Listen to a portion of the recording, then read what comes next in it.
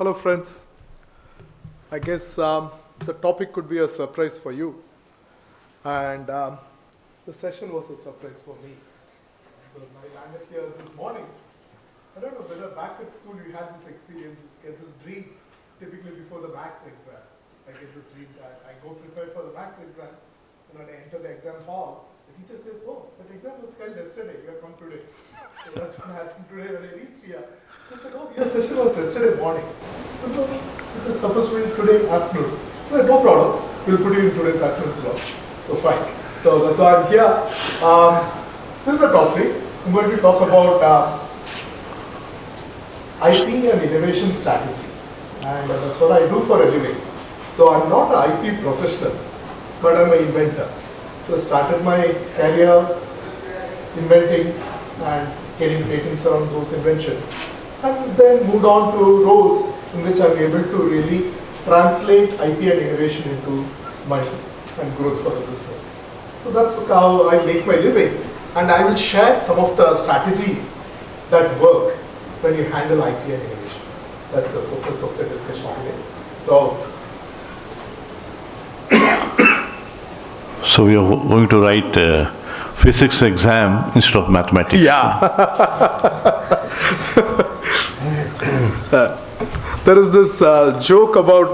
no, we will exchange the paper so that I think my paper you will get it and his paper I will get it. Yeah, so there's no problem. It works sometimes. Please, for both of us, give us centum. Nothing less than centum. There is this joke about a boy who prepared for essay, rainy day, and goes for the English exam. Then he sees that question there is cricket match. So he's totally unprepared. But he's well prepared for a rainy day, 2-page essay. So he says, I go for a cricket match, then it started raining, then it becomes a rainy day essay. So there are ways in which we can design around some of these unexpected things that happen in life. And so I'm going to stick to my original topic, which is talking about IP and innovation strategy. Sure? Please bear with me as we go through this. So I'm going to talk about this in the specific context of a class of innovations called transformational innovations. Okay. So I'll spend some time to tell you what transformational innovations are and what makes it very unique, and especially from IP perspective, why it is difficult to manage IP when it comes to transformational innovations, and what kind of strategies work here. Also, I'll share the strategies that do not work. So I'll talk about transformational innovations quickly, and then I will talk about new technologies, new markets, and IP strategy to wrap up the entire discussion around it. Feel free to stop me at any stage and ask questions. So for me, innovation is something very simple and straightforward.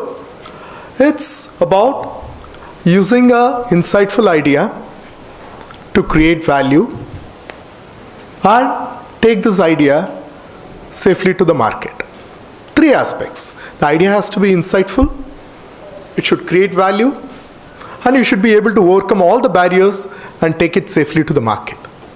So IP is one of those things that help you to overcome some of the barriers and take your insightful idea safely to the market.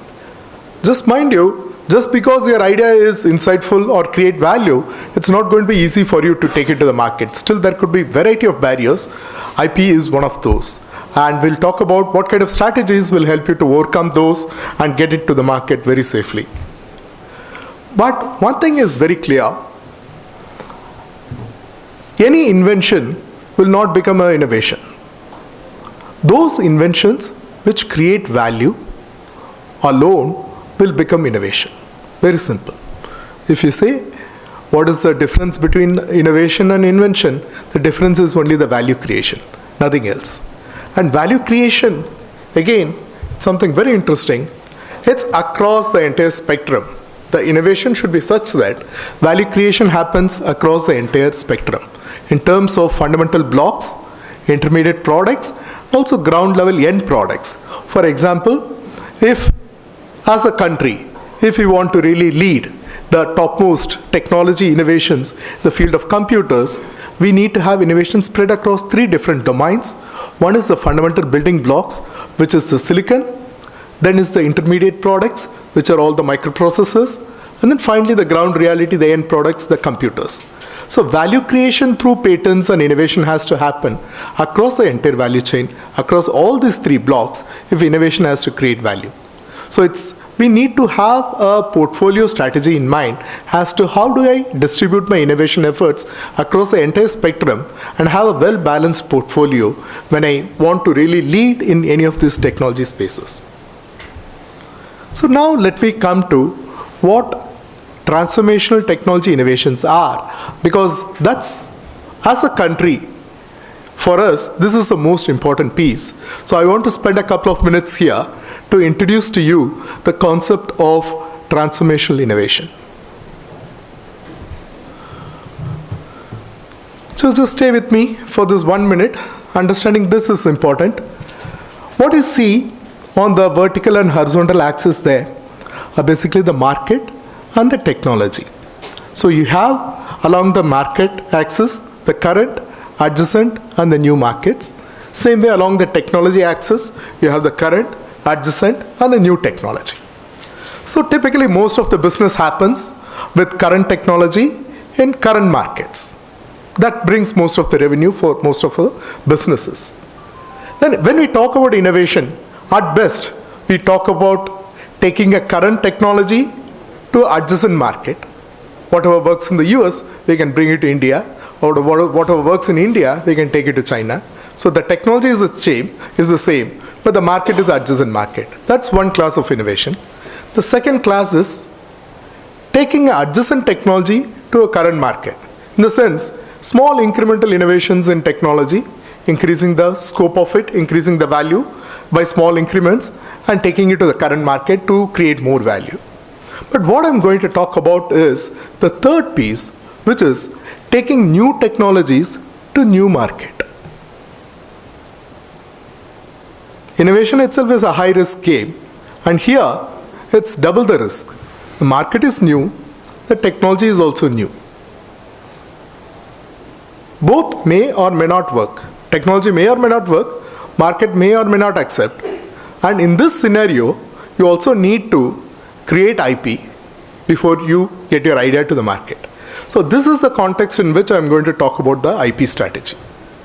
I'm talking about a futuristic technology and a market which doesn't exist today. And then for that, what should be my IP strategy if I want to succeed in this scenario? Fair? How many of you would like to be there in that situation, working on futuristic technologies for a market that doesn't exist today? Can you put up your hands? Who all would like to be in that space? Sure. Thanks for that. Sure. If you really see, where is money today? 80% of the money comes from current and the adjacent.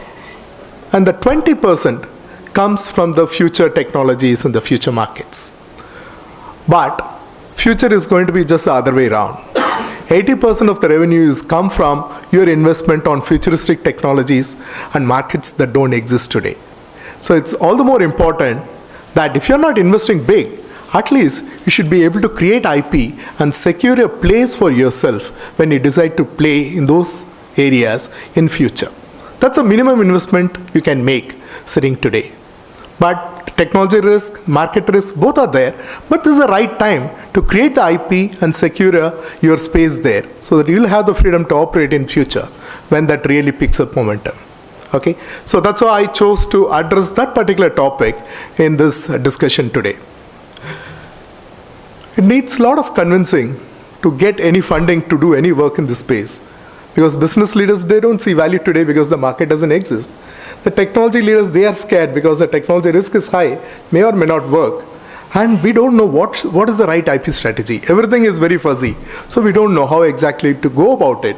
That's why I thought that's something we need to discuss about today. In the sense, not that I have all the answers for that, but instead of me trying to solve this alone, I'll have at least a few more people in this audience who will start thinking about it from today onwards.